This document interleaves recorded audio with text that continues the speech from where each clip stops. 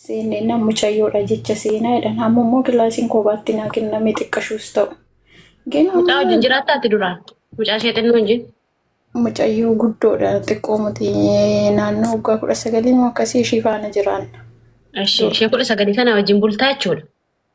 Dura ishiidha jecha. Wajjin bultee immoo dhiirri maal jechuudha kan inni mana dhufee dhufu iddootti ciisaa jirtu kan inni dhufu koo mirga hin qabu bara.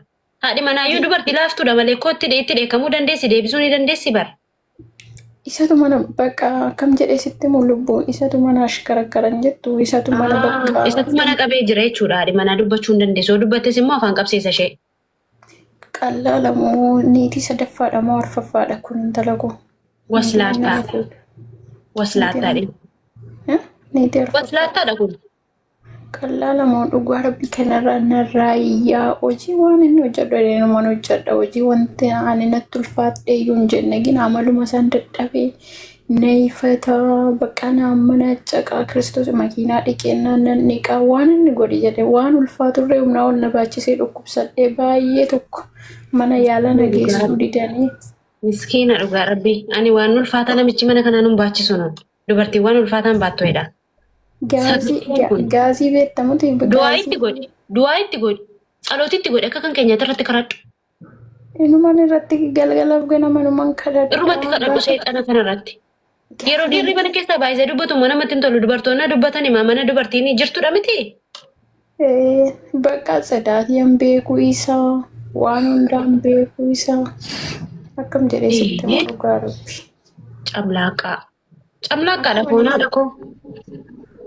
Akkuma itti jedhee si ibsu wallaan dhugaa rabbi biirootti irree bilbilee biiroonis dhimma hin qaban baakii shammaasii si gaanitti malee kana san waan biraas si jedhu. Birrii isaan irraa fudhatanii siinsi gurguranii ennaan warri biiroo maaltu isaan gashi birrii isaanii argataniiru.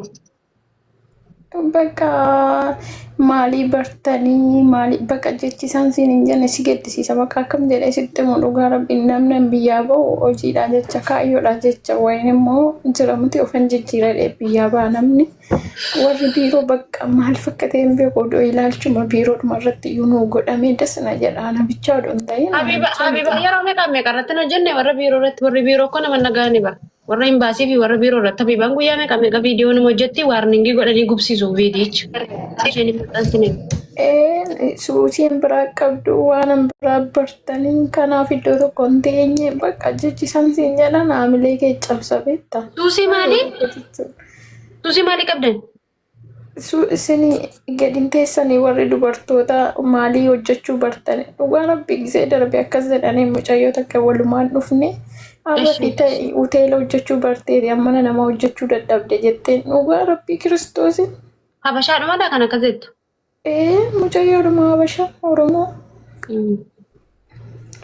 Kana dirasii ammasiin jedhan dirasii jechuudha bakka baay'ee ulfaata maaliif akka ta'e beektaa yoo himatte wantin iyyuu maayidha barreeffamaan iyyuu maamalkachaa iyyuu galcheedhanii biiroo dakaatitti Addis Ababatti galchee. Xumuree maatiin dhaqanii iyyanii maal jedhanii kasaa namtichi dawwalee na dubbise.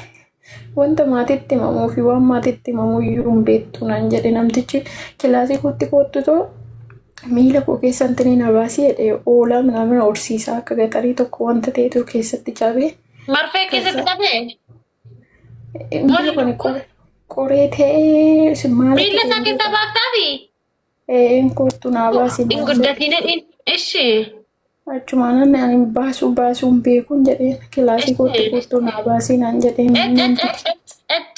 Achumaan harka keessaa afaan naa baasii naan jedha guyyaa tokko dinnaan ijoollee dhuma biratti na hiifatee mul'atu godhee na arrabsee na rukutuudhaaf aanatti kaatan jettu gisee baay'ee jechuudha. Jazbaa kana. Kanaaf baay'ee ulfaataadha. Anis kanuma afaan obse dheengaddamaa yoo macarashaa bakka ani biyyatti na galchi biyyatti na deebisiin hojjedhu waan akkasii yaadessirumaa naan jedhe. Waan akkasii yaadessirumaayyu yoom galtare? Waan biyyatti galuu yaadin naan jedhe. Inni akkam taatare? Maalan beekaa.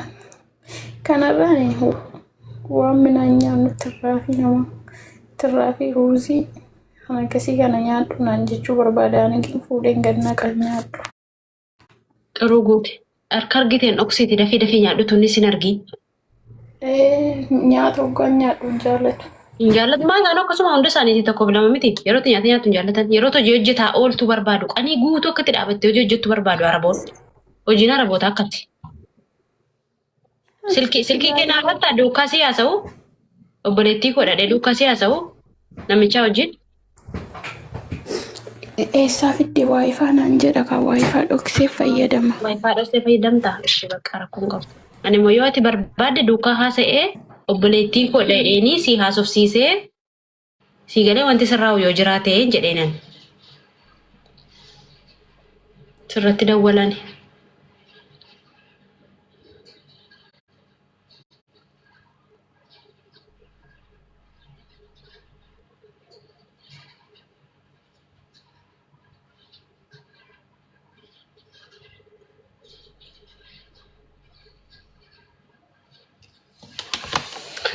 Yasaazinaal. Tokko si qaayima danda'ee jiraata. Gadi buutee lubbuu ergadhu siin gashaa.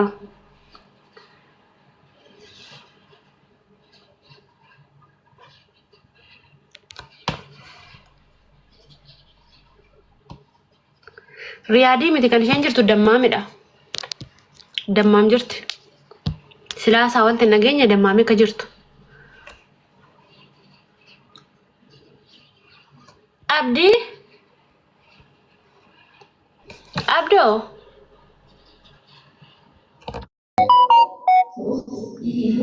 Muuziqaa naaf ooluun dandeessaa? Maal seefiree? Muuziqaa jaalala? Dhugaa rabbii.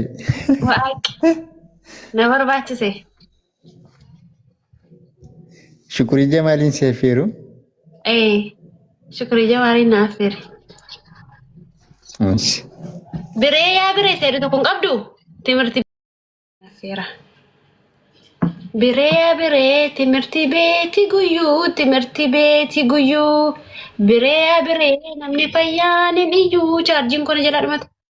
Ndee. Biree yaa biree seedu hin qabdaa? Irratti dawwalamaa jira.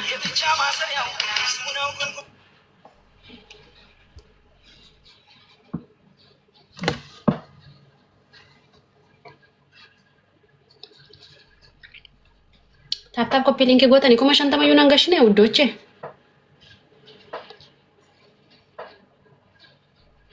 Taaptaap koppii linkii yuun goone 50,000 nan gashine amma yoona.